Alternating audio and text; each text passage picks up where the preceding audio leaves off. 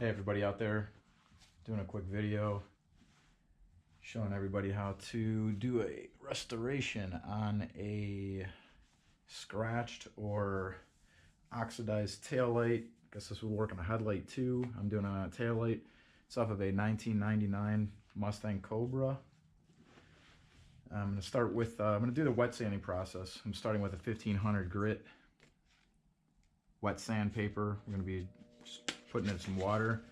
As you can see, the lighting's not the best here, but you can see the light's not in the best, it's not in the worst of shape, but it's got some scratches on it. It's a little bit of oxidization. So what I'm going to do is I'm going to try to do a quick restoration, and after I do a wet sand and get it all cleaned up, I'm going to shoot some clear coat on it. Let's see how this turns out. I'm going to start with 1500. I've got some 2000 here as well, but we're going to start with the 1500. Just get that guy wet. The lens a little bit wet. You can take this off if you want. It's really up to you. I mean, obviously a taillight lens is going to get wet out in the rain anyways, but the electrical components on the inside you might want to be a little bit concerned with. I'm not too worried about it. I'm not dousing this thing in water. I'm just getting it a little bit wet, so you can use a smaller piece, or I'm just going to fold this one in half. This should be good. All right, let's see how this goes.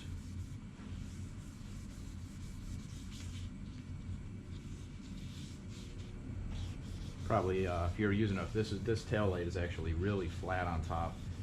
So if you wanted to, you could even use one of those sanding blocks or a piece of wood or something, whatever you wanted to use, just to kind of make it a little easier. As you can see, this sandpaper's slipping a little bit here, but that's okay. Hopefully I won't have to do too much sanding here. This, like I said, this tail light wasn't in really bad shape, so let's see how this goes.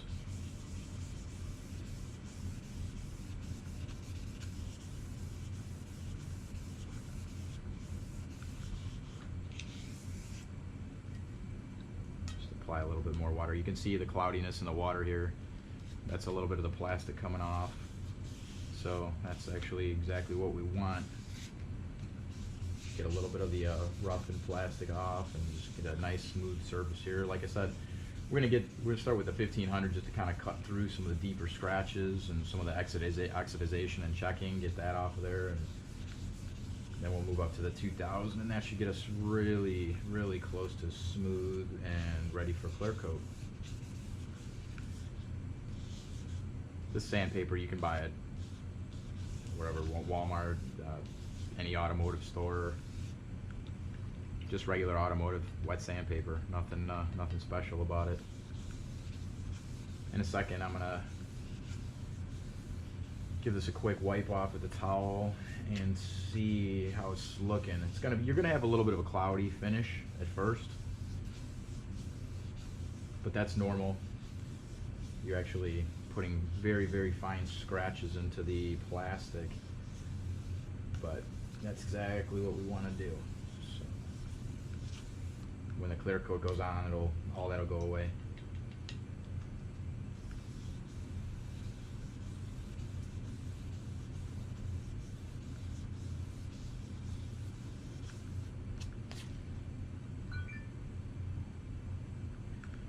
I'm going to rub this down a little bit real quick with some water and try to get as much of the little plastic off of it as I can.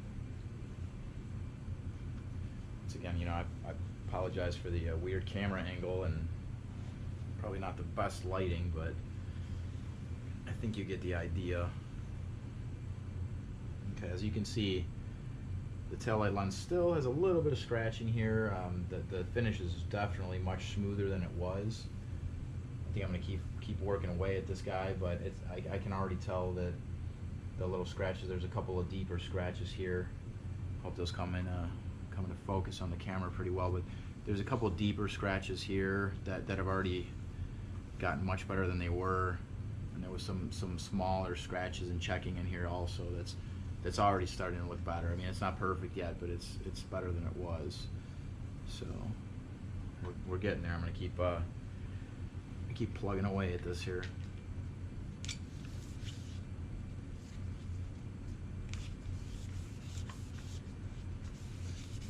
Now I know there's a lot of different restoration techniques out there floating around, different videos. There's different polishes, buffing compounds, there's chemicals that you can buy at any auto parts store or Walmart, for example, but my personal preference is the wet sanding approach. It seems to be a little more aggressive. I know it's a little bit of a manual process, but I think you probably will agree that you'll end up with some of the best results because you're actually taking this back down to smooth. You know, you're not just using a chemical or a cutting compound to essentially just buff the plastic. You're actually making this smooth again. There's a lot of great compounds out there and chemicals that work pretty good, but you won't get the same results though. You'll get okay. What we're looking for here is good to very good.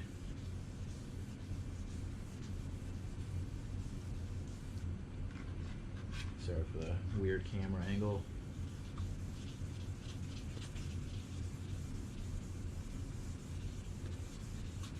You're not using a very aggressive grit sandpaper, so it is a little bit, like I said, a little bit more of a manual process, but the results are worth it. You know, some of these taillights, headlight lenses are either difficult or next to impossible to find, or a lot of times they want a lot of money for them. You know, a part like this on eBay or Craigslist or something, you might be able to find it, but some people might want 100, 150 bucks for it too, which I personally would rather spend $3 on some sandpaper and 20 minutes of my time.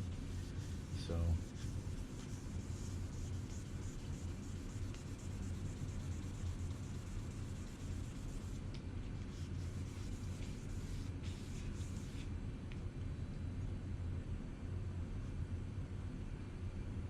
now with the water on there, you can probably kind of start to see what it'll look like when it's got the clear coat on it. And you can already see that some of those scratches, some of the more defined scratches that I was concerned with are pretty much gone at this point. They're either gone or they're to the point where they're very, very hard to see. You know, they got to wipe this down to get it to where I can actually really see those scratches again. With the water on it, it kind of hides them just like the clear coat's going to. But as you can see, you know, there's some of these I was pointing out before starting to go away. I think I'm going to concentrate a little bit more right around this edge, and also there's a couple little scratches still here that are persistent, and there's a couple right there as well. I don't know if those are coming on too good on the camera, but there's a couple decent ones here. I'm going to try to work on those a little bit, but as you can see, you know, when the clear coat goes on, that's essentially what's going to happen. So you want to make sure those scratches are gone before you apply your clear, because then they're locked in.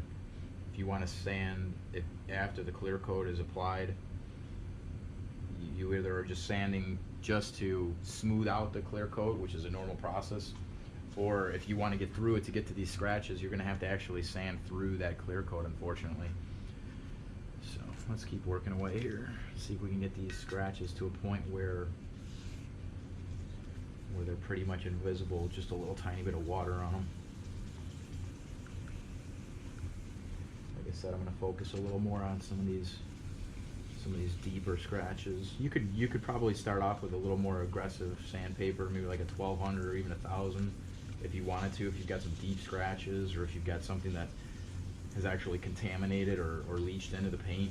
You could probably start with something a little more aggressive, or if you don't feel like putting as much elbow grease in here.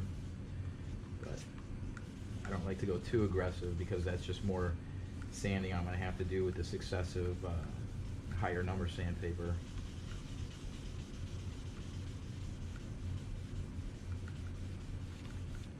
When you're sanding, you're actually putting scratches into the finish. So any scratches you put in, they're going to get successively smaller as you continue to work and into the higher number sandpaper or higher grit. But the problem though is you still have to get those little scratches out. So I'm trying to avoid that if I can, since like I said, this part wasn't that bad when I started.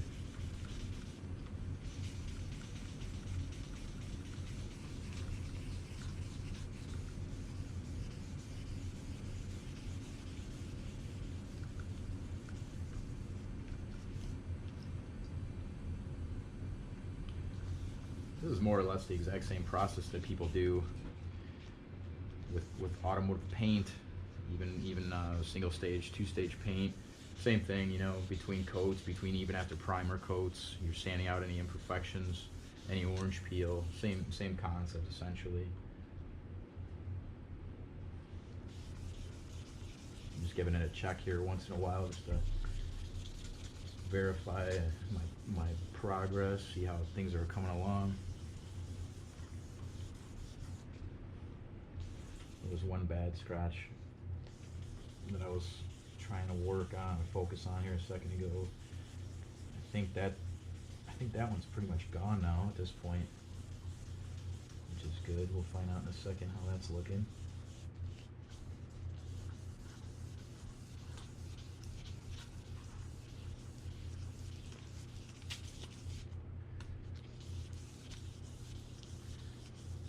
After we're done with this 1500, like I said before, we'll hit it with the 2000 just to get it as smooth as we possibly can before we apply the clear coat to it.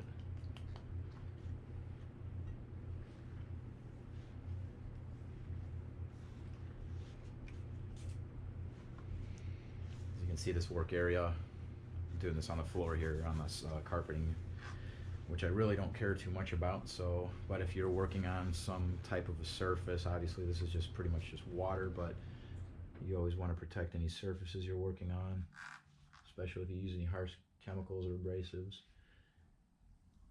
And you can see it's actually starting to look pretty good. I don't know if that's coming in really well on the camera or not, but you can see there was a kind of a bad scratch. This is probably one of the worst ones that was right there. And now it's pretty much almost gone. I mean, I can't even catch my fingernail on it or anything. It's looking actually pretty good.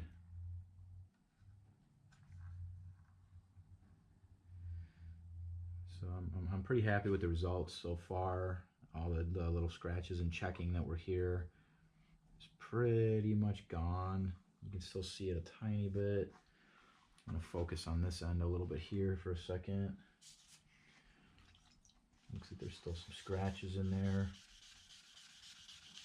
When I was working this piece, I wasn't really going probably all the way to the edge. So we're gonna try to focus on that a little bit now.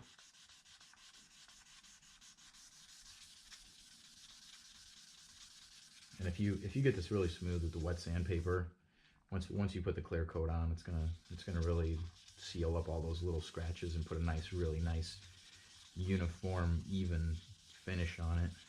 You'll be really happy with the results.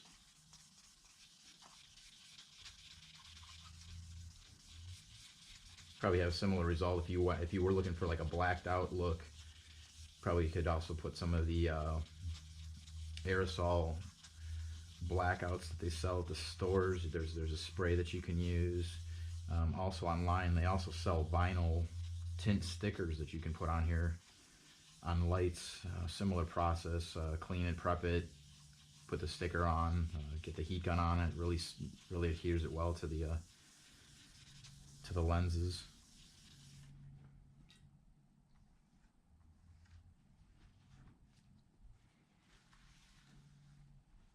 Okay, that edge is looking actually really good now. I don't know if you can see it in the camera or not, but that edge is actually looking very good. I'm really happy with how that turned out.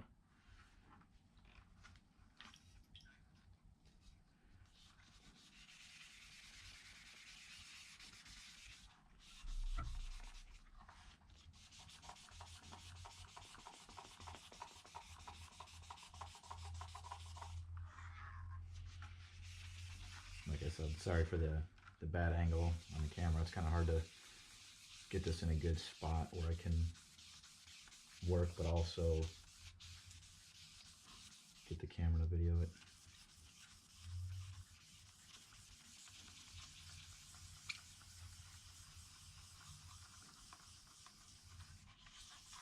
This is obviously way easier to do off the car.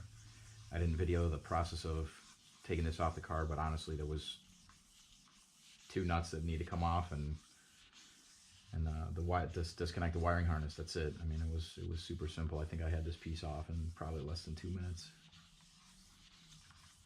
Super simple. So I mean, if you're working in an area where you can actually remove your tail light or your headlight lens, whatever it happens to be that you're working on, it's obviously going to be a lot easier to get it off the vehicle. Once again, you know, this will work on automotive, truck, anything that's a plastic finish like this, even perhaps a boat, motorcycle, RV, whatever. Same process.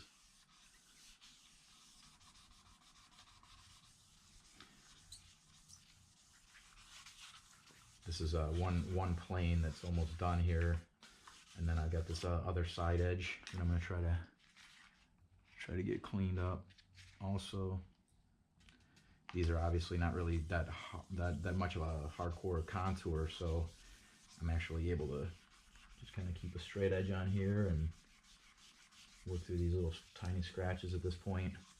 But if you have something that's a little rounder or has more of a contour or a shape to it, you might want to get like a little bit of a curved sanding block or a sanding sponge even,